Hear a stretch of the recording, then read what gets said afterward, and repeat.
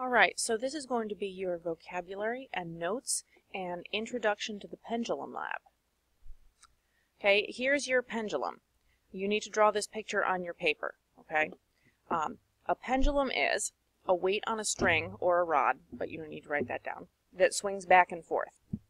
Here's your picture of the pendulum. We want to label the parts, okay? All these parts have names. If it has an arrow, it has a name.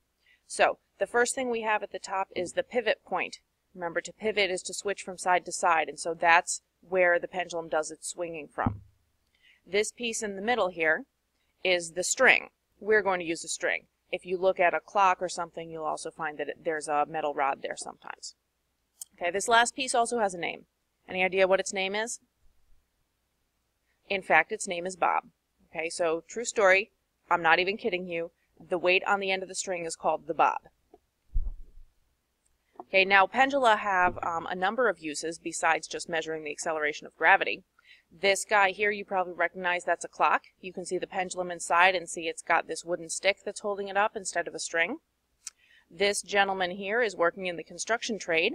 He's using a bob. It's actually called a plumb bob, and the purpose is because it hangs straight down, it helps him find out if his walls are plumb or straight up and down.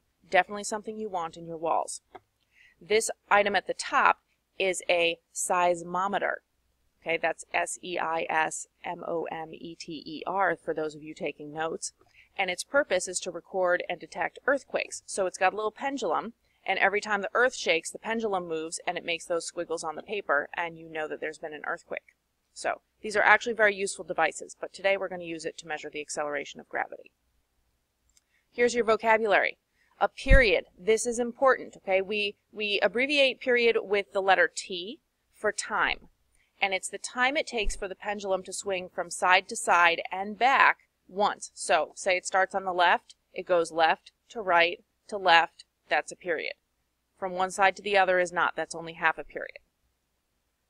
The length, that is the length of the string, and we measure it in meters. Very important, not inches, not centimeters, straight up meters, please. That means mostly your measurements are going to be decimals, and that's okay.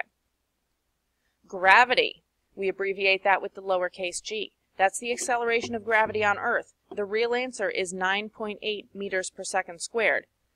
We'll see how close your answers come to that. Okay, and then our friend Bob here is the weight on the end of the string. Here's what a pendulum looks like. Oh, or not. Okay. I don't know why the YouTube video won't work. I'll just post it on the website so you can see it going back and forth. Here is the pendulum that you will be using for your lab. We have a ring stand. Notice that the stand is at the edge of the table so that the weight hangs over the edge. That means that if you want to use a really long string to get a big L, that's okay because it's going to hang down the edge of the table and it's still going to have room to swing. The weight on the end, our bob, is going to be several washers, those useful washers that we love so much. See that the string at the top is held on by a clip. Here's the close-up of the clip. Do not tie the string in 1,000 knots, please. Always by the end of this lab, I'm untying zillions of knots. Please just hold it on with the clip. All right? So at this point, you're going to come to me and get your supplies. You're going to need a timer. You're going to first practice making sure that you're actually measuring a true period and not a half a period. Read the instructions very carefully and go ahead and follow the instructions and collect your data. Okay? Your objective is to measure the acceleration of gravity on Earth using a pendulum.